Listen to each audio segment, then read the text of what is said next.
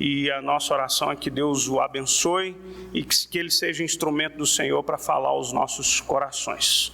Tá bom? Vamos orar pelo pastor Flávio.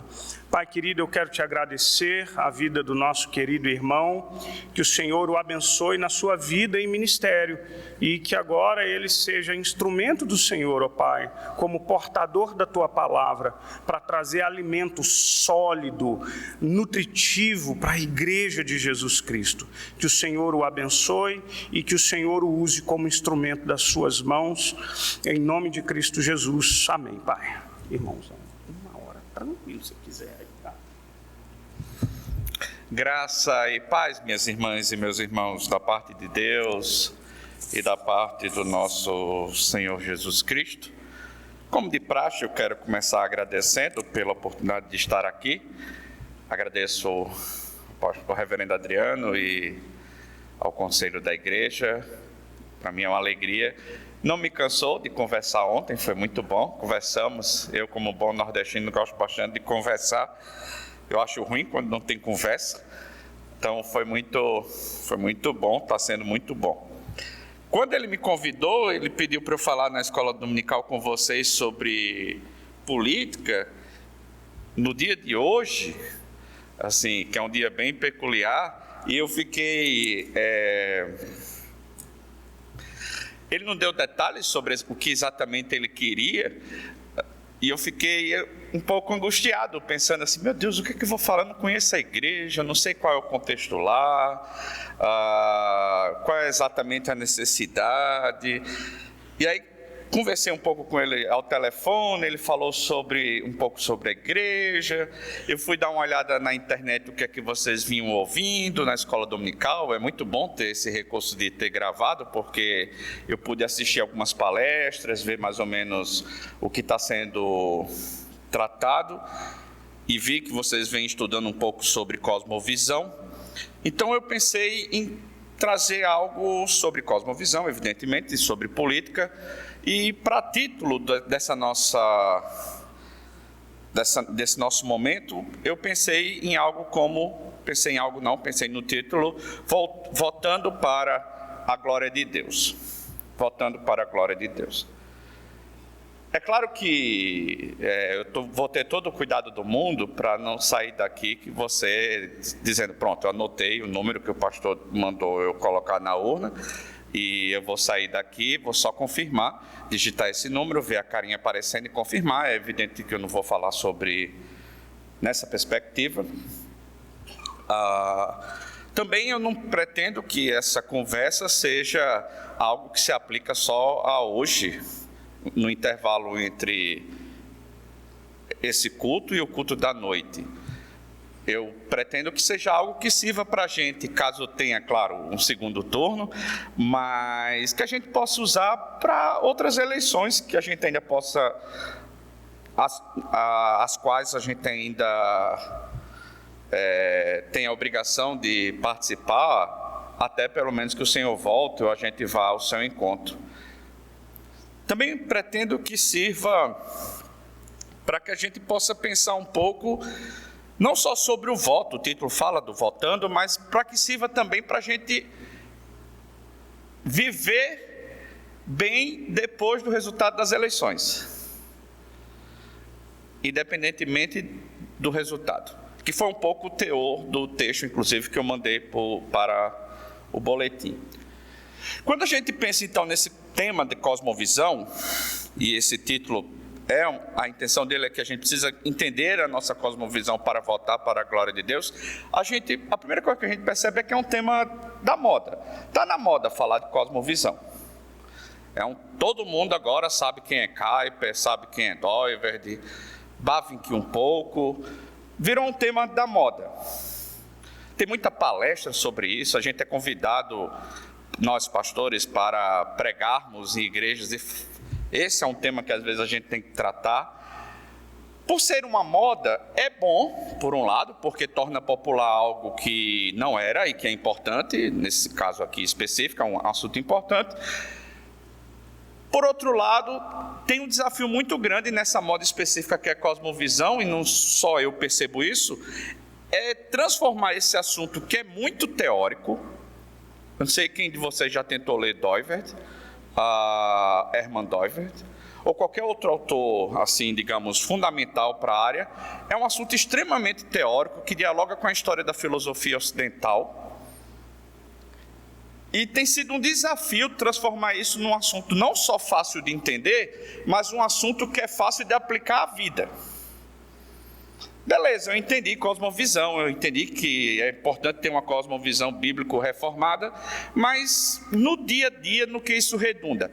Eu entendi, por exemplo, que Jesus é Senhor sobre absolutamente tudo no universo, que nenhum milímetro desse universo pode ser pensado sem a gente levar em conta o senhorio de Jesus sobre ele, mas no dia a dia, no que isso reflete? Há uma necessidade de a gente transformar isso numa questão prática e tem havido essa dificuldade no mundo evangélico brasileiro. Até autores mesmo, que um dia desse teve eu acho que foi no Mackenzie, na Academia em Pauta, alguma coisa assim, que é um programa do Mackenzie, estava Jonas Madureira, Felipe Fontes e outra pessoa que eu não me lembro quem, mas discutindo sobre isso, falou disso. Tem sido um assunto difícil de tornar não só fácil de entender, mas fácil de aplicar. O que significa o senhorio de Cristo na política? Como, por exemplo, ensinar matemática com a cosmovisão cristã. O que é que 2 mais 2 tem a ver com a glória de Deus? Entendem do que eu estou tentando conversar? O que saber, por exemplo, que existem cores primárias e cores secundárias, eu estou tentando pensar um pouco até na educação, tem a ver com a glória de Deus. O que é pensar isso numa cosmovisão cristã? O que saber diferenciar queijo de Minas de queijo de Goiás tem a ver com a glória de Deus? Além, é claro, de saber discernir o que é o belo e o que não é tão belo. E eu não vou dar meu parecer. Então, tem sido um assunto difícil. E para pensar nisso, então, como aplicar o senhorio de Cristo em todos os aspectos da vida? E nesse momento que a gente está aqui, no aspecto específico do voto, da nossa participação política. Quando a gente pensa na participação política, a gente poderia pensar sobre teologia pública, discutir política, e tem muita gente fazendo isso. Esse é um pouco mais fácil, porque às vezes acaba sendo a discussão teórica. É fácil, é escrever artigo, é fazer canal no YouTube, é ficar brigando no Twitter. É mais fácil, assim, essa teologia pública, de entender a relação entre voto, ou participação política, melhor dizendo, e cosmovisão. Talvez, se você, como Kuyper, quiser entrar na vida política do país e se tornar, no caso dele, primeiro-ministro, também é relevante, dá para entender um pouco mais a relação. Mas no simples fato de votar, como eu posso votar para a glória de Deus tendo uma cosmovisão reformada? E aqui eu queria já que a gente estivesse esclarecendo um assunto que eu acho que não é algo que tem sido muito discutido. Quando o pastor, por exemplo, diz que nós temos o direito de votar, nós temos o direito de escolher nossos governantes. Nem sempre foi assim. Vocês sabem disso, vocês lembram de história. Então é um pouco complicado você pegar uma monarquia teocrática do Antigo Testamento, em que o rei era ungido por Deus, entender esse contexto, entender um contexto de um Israel no Novo Testamento dominado pelo Império Romano, entender um cristianismo que começa no império, depois se torna religião oficial e se mistura com o Estado, depois entender como reformados e outros movimentos protestantes lutaram contra a tirania dos reis e ajudaram na formação dos estados nacionais. E qual é a relação entre esses diferentes contextos com a gente vivendo num Brasil, numa república democrática, constitucional? Não é fácil você pegar um versículo do Antigo Testamento e simplesmente jogar no contexto de hoje, porque é um contexto completamente distinto. Você pega lá, por exemplo, uma lei sobre o ano do jubileu, que depois de 50 anos as dívidas eram perdoadas e as terras voltavam para seus donos, e aplicar no país como o nosso e simplesmente falar sobre reforma agrária. São contextos completamente diferentes. Vou dar só um exemplo bem simples da diferença, é que lá a gente está falando dentro do povo de Deus. Seria como dizendo dentro da igreja. A gente vive num país que tem igreja e não igreja. Então não é fácil você sair jogando versículo ou texto bíblico para hoje. Isso exige então muita reflexão. Beleza, eu fiz um pouco até agora, foi complicar as coisas, ou pelo menos tentar mostrar que não é fácil. Mas eu não quero ficar nessa palestra só falando, nessa aula falando só do como é difícil. Eu quero propor para vocês uma chave que nos ajuda a participar de forma mais consciente, participar de forma mais, tendo mais clara na cabeça a ideia de como a minha cosmovisão pode me ajudar a votar. Mas não só votar no sentido assim de ir lá, apertar e confirma, mas avaliar candidatos, avaliar partidos, avaliar, eu não gosto do nome ideologia, é um conceito que precisa de definição bem clara para saber do que a gente está tratando, mas eu vou usar ideários ou mentalidades políticas, dentro do espectro político que a gente conhece, grosso modo, como esquerda e direita. Nós precisamos de chaves, precisamos de óculos bíblicos para interpretarmos pessoas, políticos no caso, candidatos, partidos, ideários políticos. E eu quero dar essa chave a vocês hoje usando cosmovisão.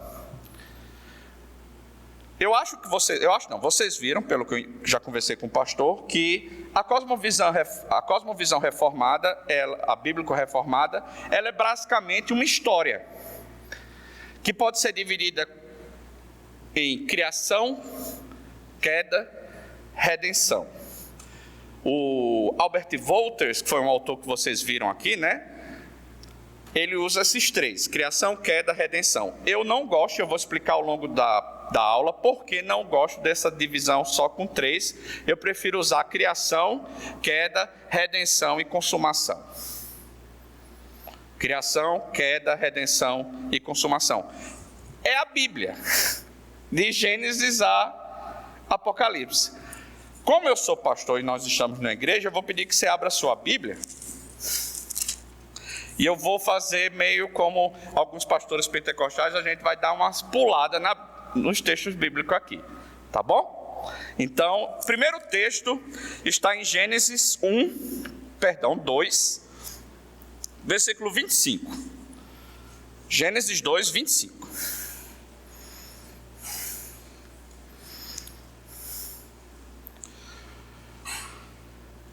O homem e sua mulher viviam nus e não sentiam vergonha. Essa é uma forma que a Bíblia está usando para falar da inocência em termos de pureza, de não pecado do primeiro casal. Quando eles comem a fruta, o fruto do conhecimento do bem e do mal no capítulo seguinte, a primeira coisa que eles percebem é que estão nus e vão se esconder de Deus atrás de uma moita. Criação. Havia pureza, havia santidade, havia comunhão com Deus. No capítulo seguinte, que é o capítulo que relata a queda, se diz que Deus visitava o casal na viração do dia. Vamos dar uma puladinha até o final do capítulo 3. Versículo 24. Depois de expulsar o homem, Deus expulsou então o primeiro casal do jardim. Depois do acesso à árvore do conhecimento do bem, da árvore da vida, melhor dizendo, depois de expulsar o homem, colocou a leste do jardim do Éden querubins e uma espada flamejante que se movia guardando o caminho para a árvore da vida. A santidade foi embora. E agora Deus usa os anjos, no caso aqui, uma espada de fogo para nos separar dele, que é o Deus Santo. Queda. Agora vamos dar um pequeno pulo, um pouquinho maior do que esse que a gente deu de um capítulo para outro,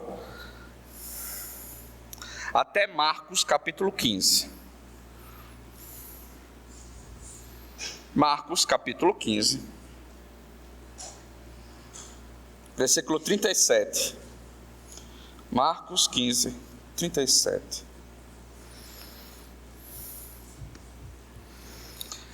Jesus então está crucificado. Versículo 37. Mas Jesus, com um alto brado, morreu. Expirou. E o véu do santuário rasgou-se em duas partes, de alto a baixo. O véu do templo, o templo tinha dois véus. O primeiro que dava... O templo era dividido em duas salas, né? O lugar santo, a primeira sala, os sacerdotes entravam nesse lugar todos os dias, mais de uma vez. E o lugar santíssimo, ou santo dos santos, no final da sala, o templo era um retângulo. No final da sala tinha um outro véu separando o lugar santo do santo dos santos. No santo dos santos, o sumo sacerdote entrava uma vez por ano, no dia da expiação, para fazer expiação ou purificação pelos pecados do povo de Deus. Eu sou da opinião que o véu que se rasgou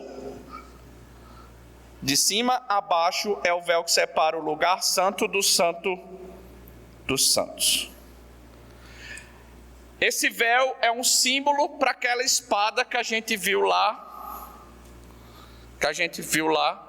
em Gênesis há pouco.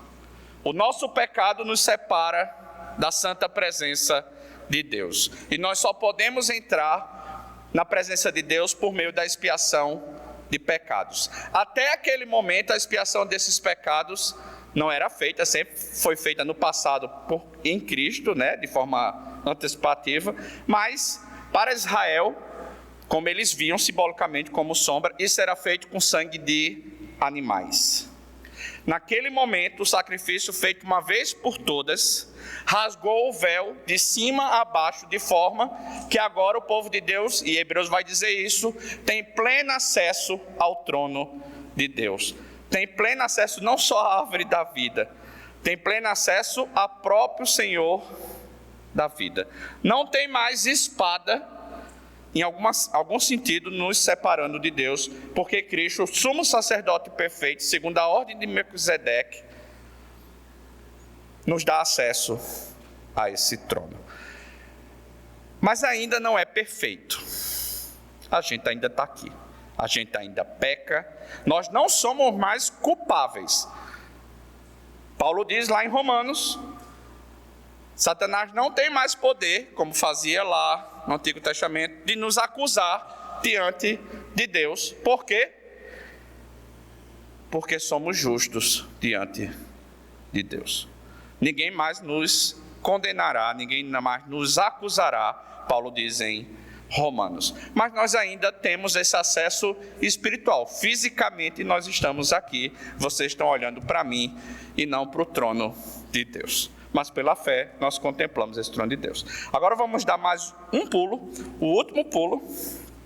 Apocalipse 22.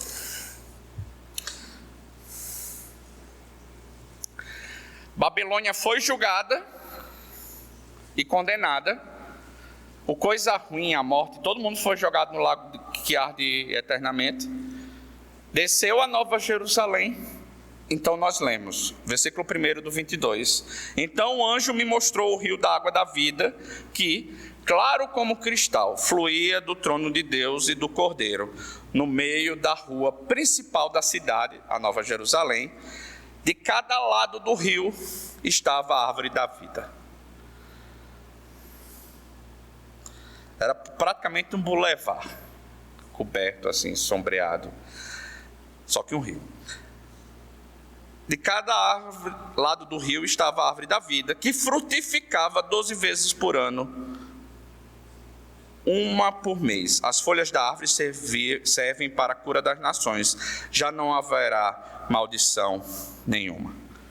Então nós temos aqui a consumação. Agora a gente não só tem acesso pela fé, pela oração ao trono de Deus, como a gente vai estar diante do trono de Deus. É o que é dito na passagem seguinte: não haverá mais templo, porque Deus habitará no meio do seu povo. Se você parar para pensar, todo o templo no Antigo Testamento, tanto o tabernáculo como depois o templo, era uma espécie de assim...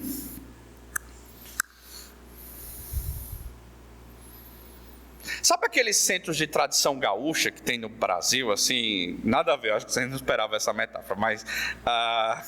ou aqueles centros de tradição nordestina, tipo, você não está na sua casa, mas tem algo que te lembra que a sua casa está ali um pouco com você.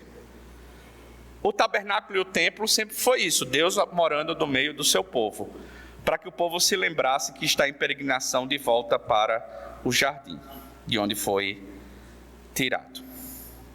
Quando Jesus então vem, 1 João diz, ele tabernaculou com a gente, ou seja, ele era Deus morando com a gente, ele era Emanuel nesse sentido, ele estava Deus morando com a gente, ele era então o templo perfeito, que foi destruído e reconstruído em 3 dias. Contudo, depois que ele sobe, ele não nos deixou órfãos, ele continua sendo Emanuel, como ele disse lá no final do Evangelho de Mateus: eu estou com vocês todos os dias até a consumação dos séculos. Ele está conosco todos os dias, morando em nós como Espírito Santo. Então, o templo agora é a comunidade, mas também o corpo de cada crente. Mas ainda é o gostinho do lar verdadeiro para onde nós estamos indo. Criação, queda, redenção, consumação. Como isso interfere no meu voto? É sobre isso que eu quero falar com vocês. Se a introdução deu isso tudo, eu quero que vocês lembrem que pode votar à tarde, tá? Então vamos lá. O que é que eu quero propor para vocês? Qual é a ideia principal, então, do que eu quero defender essa manhã?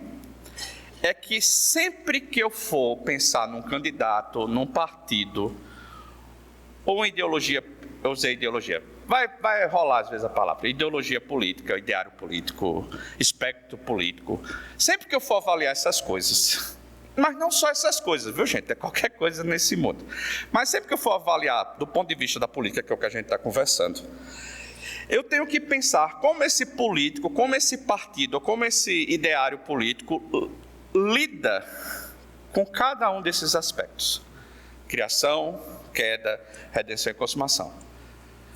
Isso não quer dizer que ele vai usar essas palavras, ou ele vai estar inclusive consciente desses conceitos, mas como ele lida com essa vida, ou propõe coisas para o nosso país, por exemplo, a partir dessas concepções.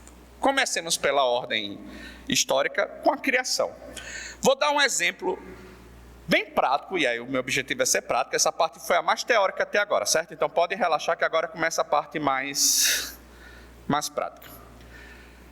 Quando a gente olha para a criação e entende o que significa criação na cosmovisão cristã, e a teologia da criação, a teologia bíblica da criação é muito rica, a gente pode aprender várias coisas para o dia a dia. A primeira coisa que a gente pode aprender, se a gente ler Gênesis 1 e 2, mas o restante da Bíblia também, mas especialmente Gênesis 1 e 2, nós vamos perceber que Deus criou 3 coisas como mandato para a humanidade: família. Capítulo 2 é basicamente a repetição do capítulo 1, focando na família, enquanto no capítulo 1 a ênfase está na criação do cosmos. O primeiro dia fez isso, o segundo dia fez isso, o terceiro dia fez isso, o quarto dia fez isso, o quinto dia... E tem muita coisa nesse primeiro capítulo, mas diz que no 6º dia criou Deus o homem e a mulher. O capítulo 2 vai repetir a mesma história, só que com, digamos, um zoom na história, dizendo que o homem não era bom que o homem estivesse só. O homem olha para todos os animais e diz: muito bom, cachorro é bem legal, balança o rabinho e tudo quando a gente chega em casa. Ele é muito esperto, eu digo senta, Adão deve ter falado, não existe hebraico, mas brincando assim, falou em hebraico senta e o cachorro sentou, disse levanta e o cachorro levantou. Patinha em hebraico, o cachorro deu a patinha. É muito jóia o cachorro. mas não é um companheiro igual a mim.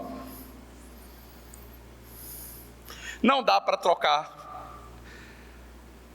cônjuge, filhos, por pet. Deus então faz Adão dormir e cria Eva da costela de Adão.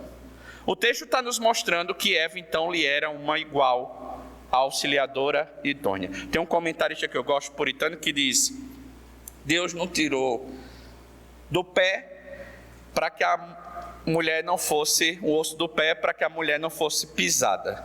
Não tirou da cabeça para que a mulher não quisesse ser tirânica sobre o homem. Tirou do lado porque ele é igual. O pecado, claro, mudou isso, mas estou falando do que é a criação. O casamento não é game over. Tem problema no casamento? Tem. Tem problema na família? Tem. Mas ela é uma bênção da criação. Ela é anterior à queda. Trabalho é bom. Tem gente que não gosta, mas é bom. Foi ordenado antes da queda. Qual é a consequência? Qual é a consequência do pecado no casamento? Ela tentará dominar o marido. Ele também vai vacilar bastante. Pais e filhos vão ter problemas, mas a família é uma bênção criacional. O trabalho é uma bênção criacional. A gente sente isso quando a gente faz algo bem feito. Quando você planeja, executa, avalia e diz, ficou joia, ou usando a linguagem bíblica, viu Deus que era bom, você sente prazer com isso, porque Deus, o Criador Supremo, nos criou com a capacidade de criar coisas, fazer coisas, e quando a gente faz e fica legal, a gente sente satisfação, mas por causa da queda, do suor do teu rosto, comerás o pão. Aquilo que era para ser prazeroso, agora vai dar muito mais trabalho, porque vai ter erva daninha. Mas o trabalho é uma bênção. Muito do imaginário brasileiro, influência do imaginário ibérico católico, faz a gente pensar que trabalho é ruim. Principalmente os trabalhos manuais são ruins. As elites têm que ter trabalhos intelectuais, bacharelescos, enquanto o pobre ou não nobre tem trabalhos manuais. Não é bom fazer trabalho manual na cultura brasileira. A gente melhora um pouquinho financeiramente, não quer mais trocar uma lâmpada. Não quer mais cozinhar, não quer mais fazer nada. A gente não sente prazer nesse tipo de trabalho. A gente desvaloriza esse tipo de trabalho. Meu irmão teve uma época que meu irmão, ele agora está na polícia, mas ele era Uber. É um trabalho como qualquer outro trabalho. Aí meu irmão dirigindo, a família atrás, e a mãe repreendendo a menina, porque tirou uma nota baixa, a menina adolescente, e disse... Aí a mulher disse assim, você tem que estudar, fulano, senão você vai virar Uber.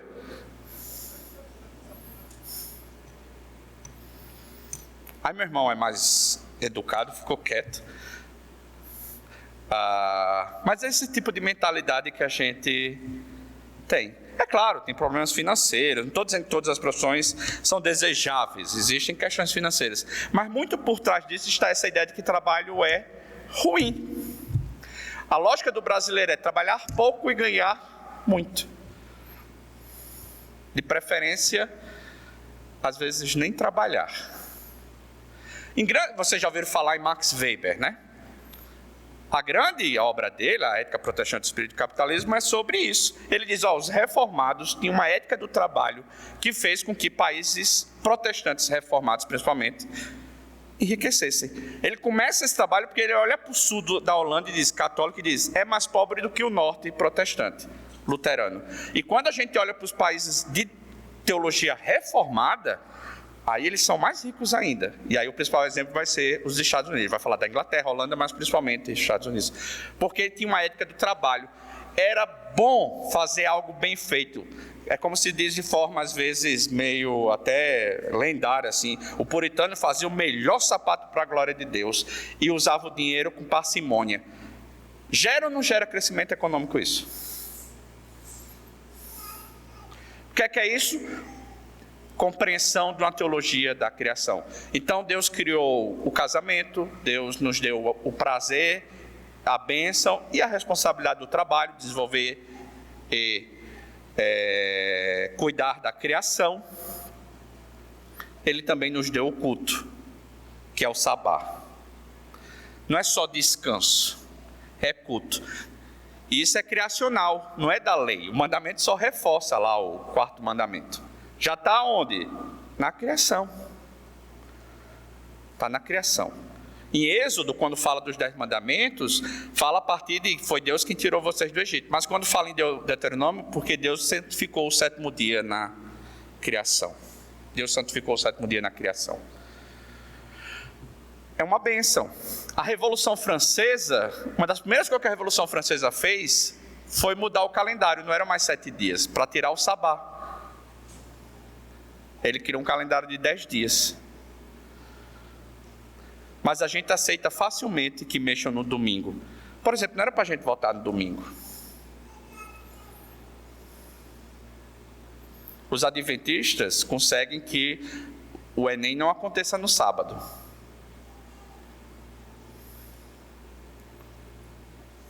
Mas a gente não liga de violar o dia do Senhor. Com o Enem, estou só dando um exemplo. Como o Estado mexe no nosso sabá. Estou dizendo de sair daqui, não vou mais votar. Não, se determina o Estado, a gente obedece, vai e vota. Mas eu estou dando exemplo como é prático. Se eu entendo que essas 3 bênçãos são da criação, eu estou preocupado como o meu político pensa essas questões. Vou dar um exemplo mais prático. Ambientalismo. A ordem que Deus nos dá é desenvolva e cuide. Nem é viver largados e pelados. Não é isso. Não é survival. Tipo, vou viver agora do que a natureza dá. Não. É vacina, é indústria alimentícia, é medicina, é agronegócio. Não é só orgânico, não, porque é só orgânico. Não. Faz parte do desenvolva. Mas também não é sair destruindo. E não ter mais floresta, como a Europa não tem. Ou como a gente destruiu a Mata Atlântica. Praticamente não tem mais.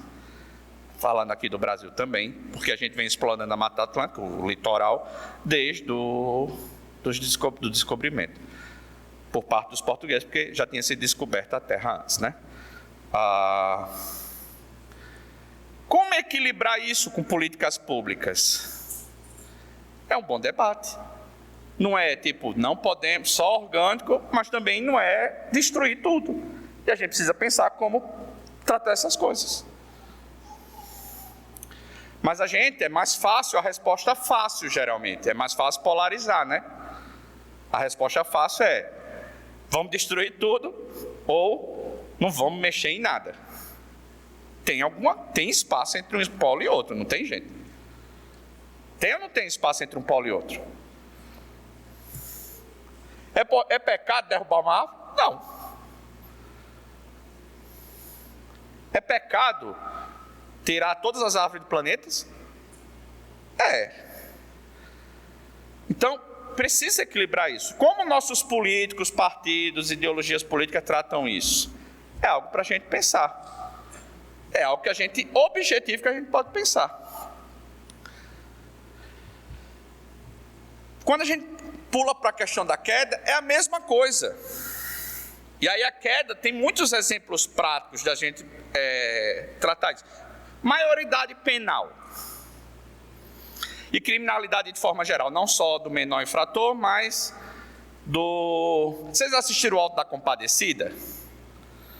Vocês lembram da cena lá do julgamento? um julgamento que não faz sentido por causa de Romanos, que eu acabei de dizer que Satanás não pode mais o acusador caiu, né? Jesus viu o acusador caindo, e ai da terra porque ele está aqui, ao mesmo tempo que está amarrado. Mas entra em amilenismo, eu não vou entrar nessa discussão. Mas a cena é o quê? Satanás é o promotor, Maria a advogada, Jesus o juiz. Conforme João, não é bem assim também o tribunal. Jesus está quase indo na lábia de Satanás. Aí Maria vai então e explica: não, meu filho, esses personagens devem ficar no céu porque você morreu no lugar deles e eles pela fé receberam esse dom da graça, de forma que agora eles são justos diante de ti. É assim que ela argumenta? Não. Mas o cangaceiro, ele teve uma infância violenta. Então não tem como julgar esse cabra assim. Ele aprendeu essa linguagem violenta, ele só reproduz o que ele viu na infância. A adúltera, ela se sentia carente. Havia uma carência nela, que ela encontrava no sexo fora do casamento. João Grilo, tadinho, ele é pobre. A esperteza, a safadeza, a malandragem brasileira era a única arma que ele tinha para lutar nesse mundo cruel, marcado pelo pecado. Essa parte ela falou, marcado pelo pecado por culpa de Adão. Ela não entra nessa parte. Da mesma forma, não dá para a gente culpar o jovem que rouba um celular para tomar a cervejinha dele, ou usar, ou um criminoso. A função do sistema prisional não é punir, porque eles são vítimas da sociedade. Eu não estou dizendo que não há relação entre criminalidade e sociedade, existe. Não estou dizendo que não há, mas eu estou dizendo que existe um outro problema muito mais profundo chamado pecado.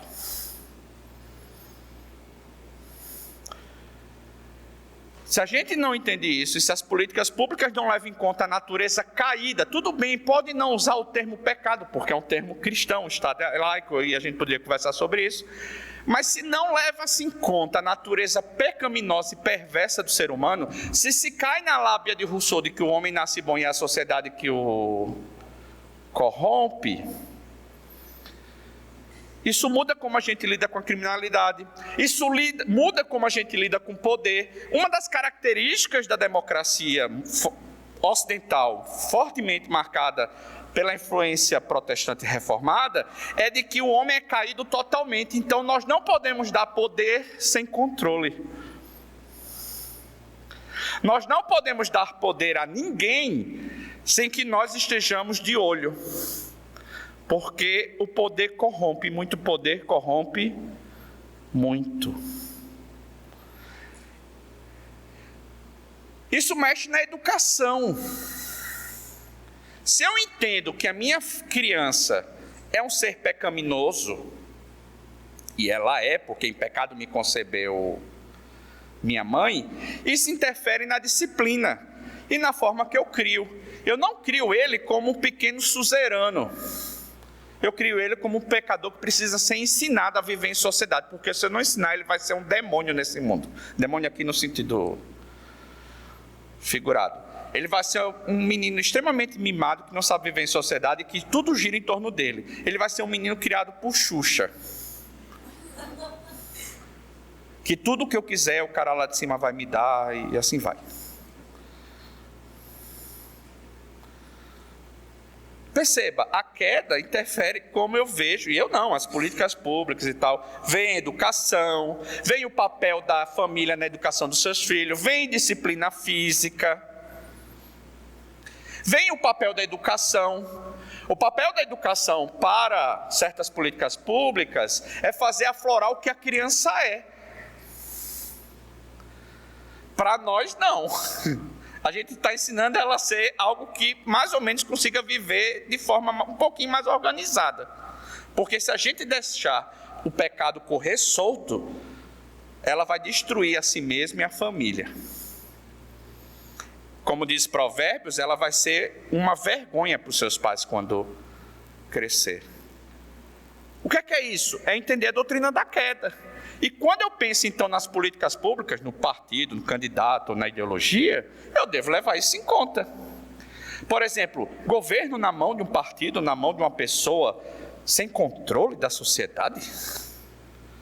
Justiça que trata todo crime como mais um fruto de uma vitimização do que algo que precisa ser corrigido e disciplinado, e que sirva de exemplo para que outras pessoas não tenham a mesma ideia.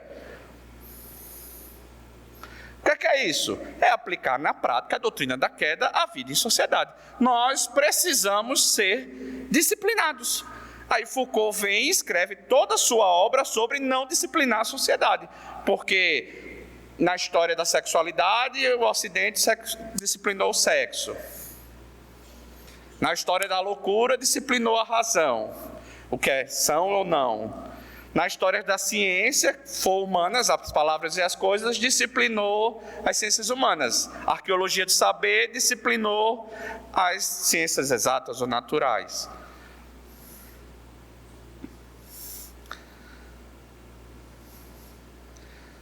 No microfísica do poder, regula as relações. E por aí vai. O que é que se quer? Uma disciplina livre, sem disciplina. E a gente entende que a disciplina é boa. O bom pai disciplina seu filho. E Deus, por ser um bom pai, disciplina seus filhos. Isso mexe, inclusive, nas nossas formas de lidar com a disciplina na igreja. O que é isso? É colocar em prática cosmovisão, que leva em conta a doutrina da queda.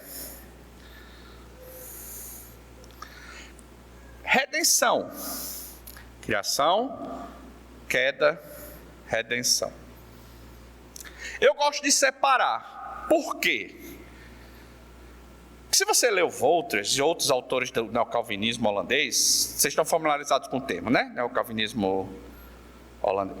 Com a galera da Holanda, que do século XIX para cá vem trabalhando com essa ideia de cosmovisão, isso é chamado neocalvinismo holandês, de forma assim bem en passant. Perdi o raciocínio. Redenção. Por que eu gosto de separar? Essa galera, mais ligada à tradição holandesa, tem uma tendência meio de colocar a salvação de forma quase final nesse mundo. Uma esperança muito grande de transformação da sociedade a partir da doutrina da teologia, a filosofia da cosmovisão.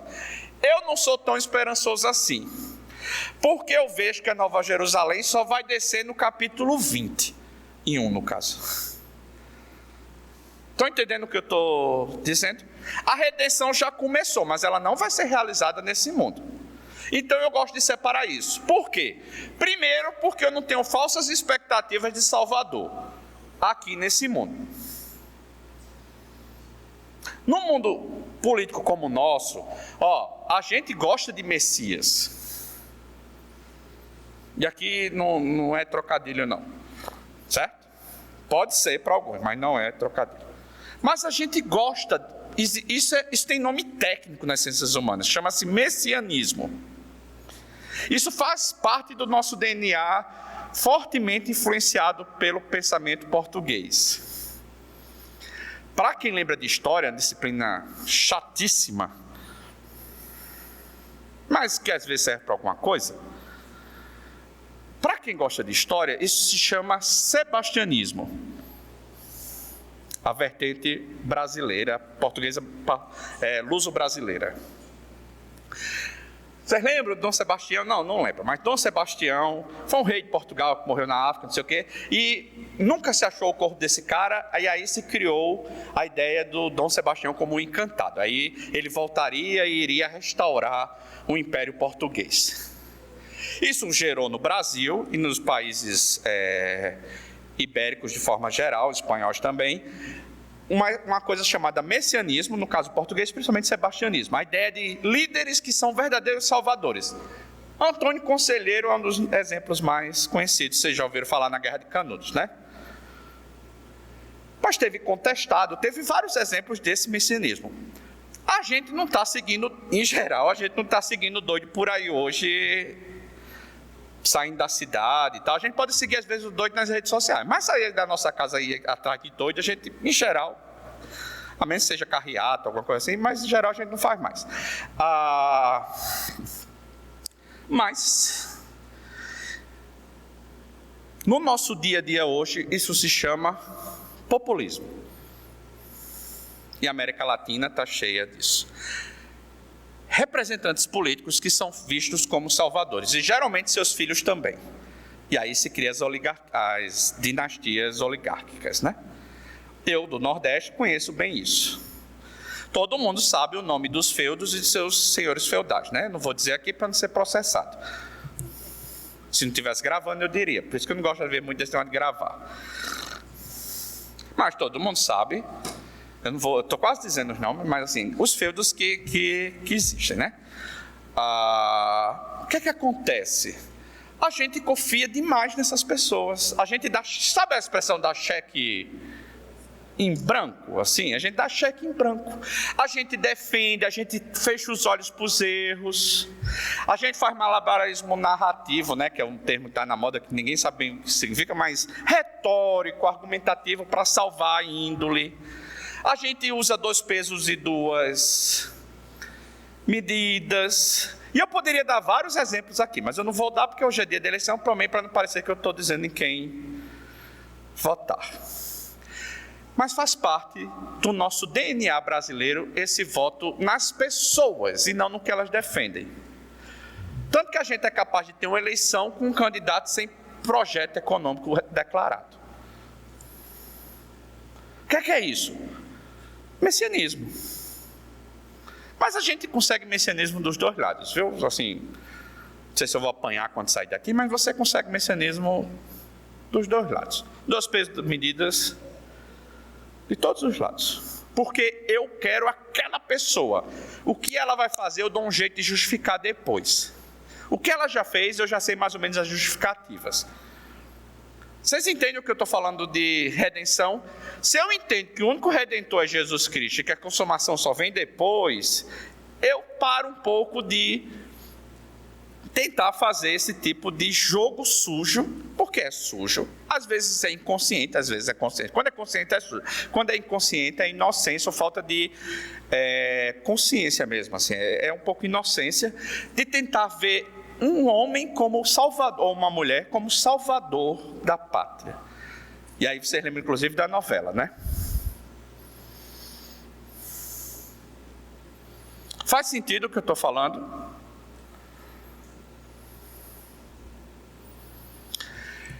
Isso me ajuda então a também ser misericordioso com quem pensa diferente. Porque se eu não vejo, uma coisa é Deus dizer lá nos mandamentos, não terás outros deuses diante de mim. Isso é diferente de não terás outros candidatos diante de mim. Não, isso não é mandamento, assim, tipo... Isso ajuda a gente a ser um pouco mais pacífico com quem pensa diferente. Mas é uma questão fundamental, essa é a eleição mais importante da história do Brasil. Eu não duvido disso. Embora quando a gente está vivendo a história é difícil julgar essas coisas, a gente julga melhor depois. Isso é coisa para os historiadores, esse povo chato depois tratar. A gente, no processo, é mais confuso. Quando a gente vive o processo histórico é um pouco mais confuso. Mas nós podemos dizer que ajuda a gente a ter um pouquinho de mais paciência com o outro e um pouquinho mais de paciência para o futuro. Que foi um pouco o texto do boletim. Não é o fim do mundo o resultado que vier hoje.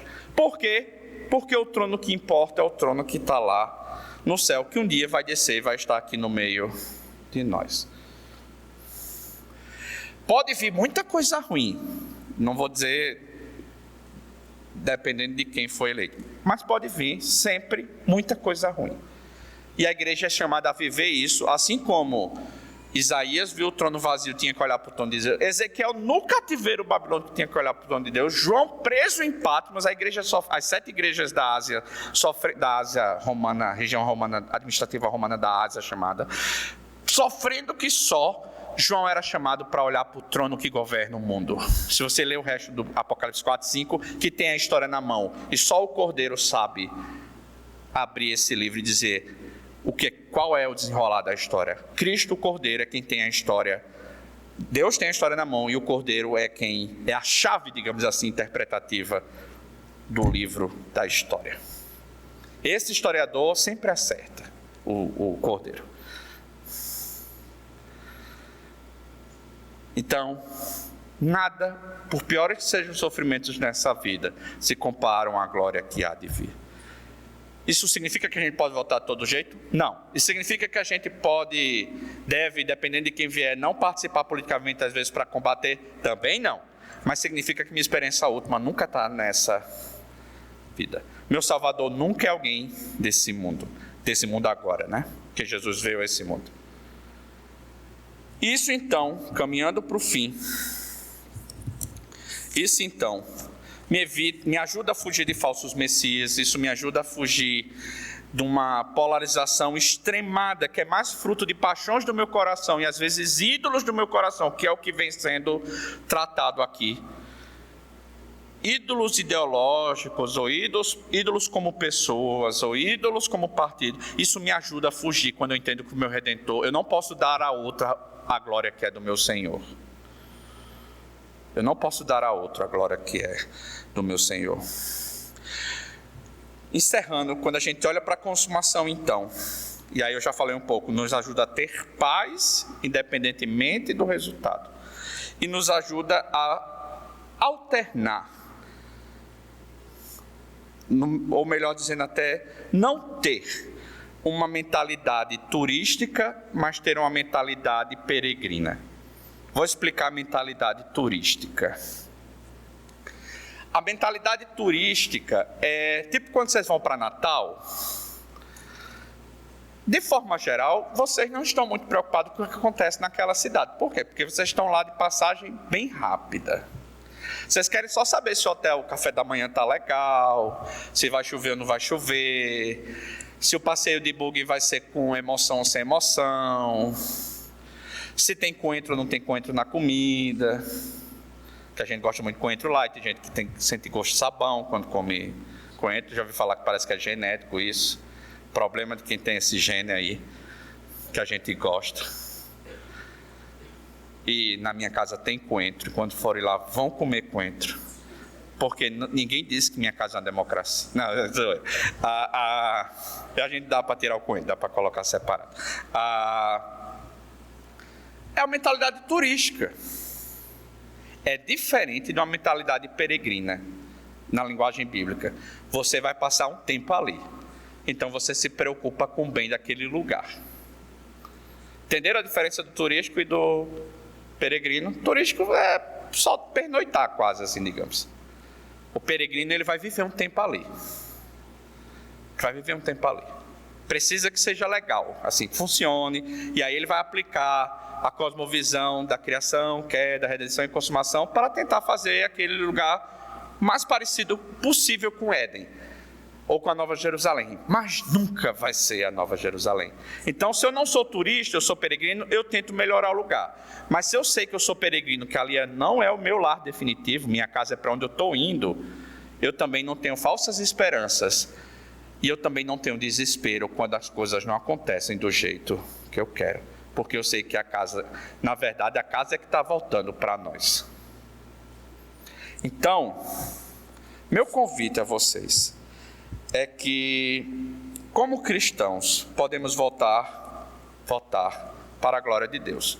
Quando a gente avalia as propostas, candidato, partido, ideologias, vendo como eles lidam com questões que são respondidas biblicamente com a doutrina da queda, da criação, da queda, da redenção e da consumação. Eu estou dando uma espécie de introdução para vocês e tentei tratar alguns temas que aparecem nas políticas públicas. Mas isso é debate que a igreja deve estar sempre fazendo. Por isso que é importante escola dominical, pequenos grupos, congresso, pregação. A gente vai sendo mais municiado com a doutrina da criação, da queda, da redenção e da consumação, para ter uma consciência mais cristã, uma cosmovisão mais bíblico-reformada. Então, meus irmãos e minhas irmãs, para encerrar, a igreja local e eu como crente individual devo ser, ou a comunidade deve ser alguém ou um grupo que estuda seriamente a cosmovisão bíblica, lendo a Bíblia. Conhece o mundo e conhece a Bíblia e vê como o mundo tem respondido a essas questões da criação, queda, redenção e consumação. Como eles lidam com seus problemas a partir dessa doutrina. E assim apoiando um, apoiando o outro em momentos específicos, não como um salvador, não como um redentor, mas como alguém que naquele momento nos ajuda a viver melhor nessa sociedade. Então é uma comunidade que estuda, que ora e que vota. Tudo isso para a glória de Deus. Amém.